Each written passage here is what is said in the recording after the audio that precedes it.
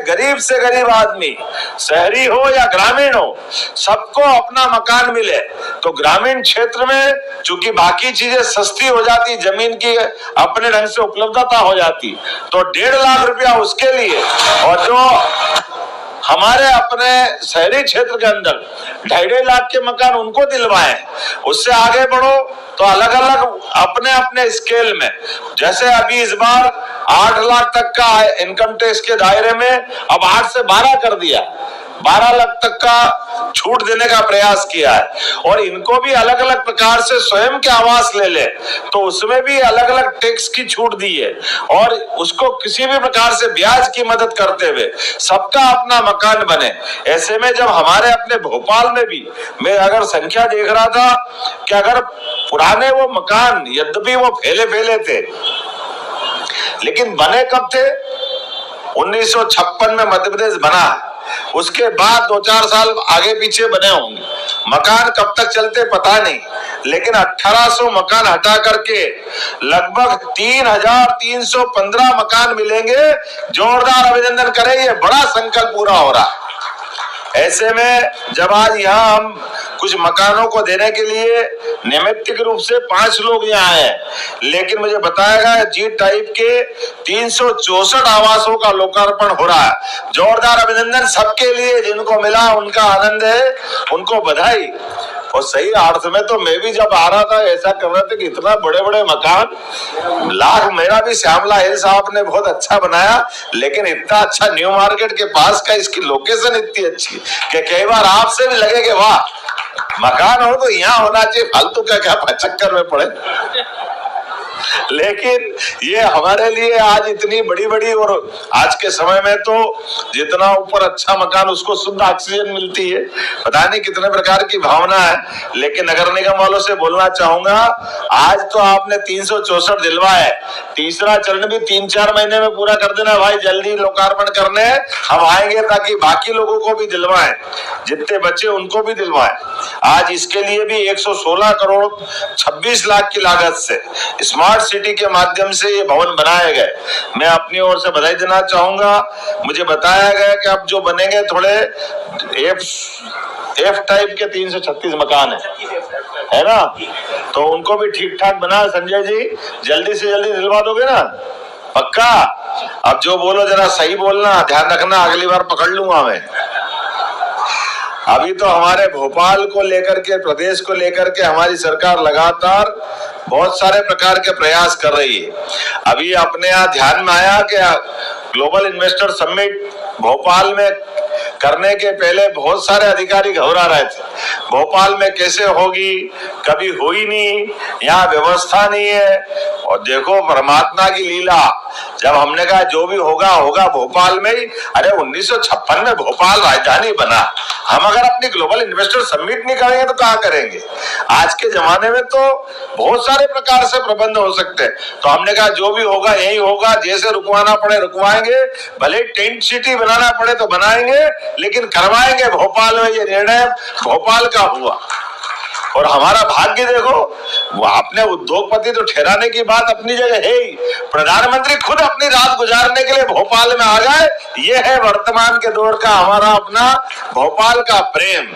ये भोपाल की जो आत्मीयता है वाकई अद्भुत है। मैं आज के अवसर पर यहाँ जब बात कर रहा हूँ तो कई प्रकार से और भी बहुत सारी बातों करने का समय है, लेकिन अभी हमने अपना थोड़े दिन पहले बजट आपके सबके सामने आया। अभी तक का सबसे बड़ा बजट, सभी प्रकार के विकास के कामों को जोड़ करके, लेकिन उसमें खास बात इंदौर और भोपाल के लिए भी है। भोपाल में आने वाले समय में, जैसे भगवान दास सबनानी जी ने बताया, मेट्रोपॉलिटन शहर के नाते से हमारा सीहोर, रायसेन, विदिशा, नर्मदापुरम, खुद भोपाल, 5 जिलों को मिलाकर के ये मेट्रोपॉलिटन की कल्पना की गई है। भविष्य में 25 साल बाद भोपाल का जो स्वरूप बनेगा, उसके लिए आने जाने के मार्ग, सीवर लाइन, पीने के पानी की लाइन, इलेक्ट्रिक लाइन, सारी जो मूलभूत सुविधाएं पूरा विकास करके अभी हम देखते हैं, बड़ा अटपटा लगता है। मैं रामेश्वर जी के क्षेत्र में जाता हूँ, रामेश्वर जी जरा धाकड़ विधायक है, इन्होंने कहा भाई जोड़ छोड़े करना, तोड़ पाओ तो कोई दिक्कत नहीं है, क्योंकि जनता की जरूरत है और ये तो हिम्मत से होती है। लेकिन बार बार कब तक करेंगे? किसी का भी मकान टूटे, होटला टूटे, तकलीफ तो होती है, इसलिए पहले से प्रबंधन होना चाहिए। ये व्यवस्थाओं को पहले से जोड़ के चल रहा है, क्योंकि आखिरकार हमारी अपनी राजधानी है। और मुझे तो इस बात की और प्रसन्नता है, पूरे देश के अंदर सबसे स्वच्छ और सुंदर राजधानी अगर कोई है तो भोपाल है। हमें इस बात का गर्व है, मैं आपको बधाई देना चाहूंगा।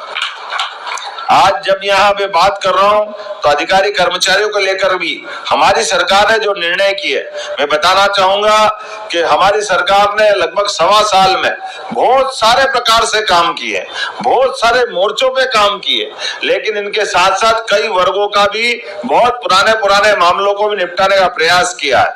हमने कई प्रकार की भर्तियां खोली है, लगभग मान के चले हमने संकल्प लिया है कि 5 साल के अंदर 2.5 लाख पदों पे हमारी सरकार के द्वारा विभिन्न नियुक्तियां की जाएगी और बहुत सारी विसंगतियां भी दूर कर रहे हैं। आपको ध्यान में होगा 15 मार्च 2024 को हमने 4% का महंगाई भत्ता बढ़ाने का निर्णय किया था। जब ताली वाली बजा के बताओ, नहीं तो वापस अगली बार सोचना पड़ेगा कि करना कि नहीं करना। ये आप ही के द्वारा निर्णय किए गए, बहुत लंबे समय तक पेंडिंग थे। इसी प्रकार से अक्टूबर 2024 में हमने 4% महंगाई भत्ता और देने का निर्णय किया था। मुझे इस बात की प्रसन्नता है कि अब हमने इस बजट में जब सभी बातों को जोड़ा था तो हमारे अधिकारी कर्मचारियों को भी जोड़ा। 7वें वेतनमान का गृह भाड़ा भत्ता और अन्य भत्ते पुनरीक्षित करते हुए 1 अप्रैल से सबका भुगतान करने का निर्णय हमने किया है। जब हम सबकी चिंता कर रहे हैं तो हमारे परिवार की चिंता क्यों नहीं करेंगे? ये अधिकारी कर्मचारी तो हमारे ही है, इनके बारे में हमने अपने निर्णय लिए हैं। और भी अभी तो ये शुरुआत है, क्रमशः अधिकारी कर्मचारियों की पदोन्नति के मसले भी अटके पड़े हैं। हमारा प्रयास रहेगा बहुत जल्दी सबकी पदोन्नति मिले, इस दिशा में भी हमारी सरकार लगी हुई है। और करने के लिए तो बहुत कुछ काम है, लेकिन पर्याप्त रूप से आज मुझे इस बात का संतोष है कि आप धीरे धीरे सबकी बेहतरी के लिए काम की शुरुआत हुए। और कई सारे विषय आए हैं जो मुझे ज्ञापन के रूप में मिले। हमारे स्थानीय विधायक बड़े जागरूक है, नहीं है ये भी देना है, वो भी देना है, ये भी लेना है। हमने कहा मिलेगा भैया मिलेगा, सरकार 5 साल के लिए बनती है, धीरे धीरे सब प्रकार के लाभ दिलाएंगे, मैं मान के चलता हूँ। हाँ, और अब सरकार जो काम कर रही है वो 2047 के हिसाब से हो रही है।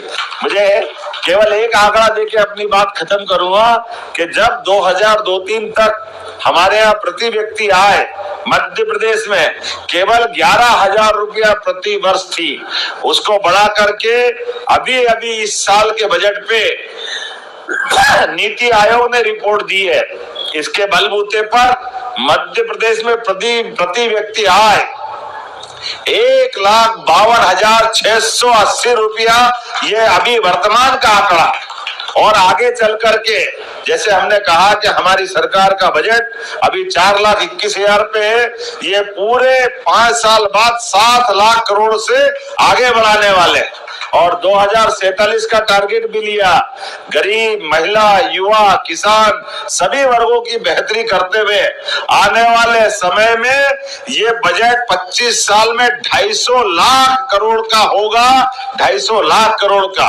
और प्रति व्यक्ति आय 22.5 लाख प्रति व्यक्ति करने वाले हैं, जो 1,52,000 है इसको बढ़ा करके 22.5 लाख पे पहुंचाने वाले हैं। उम्मीद कर रहे हैं आने वाले समय में विकास के इसी प्रकार के नए नए कीर्तिमान बनते रहेंगे।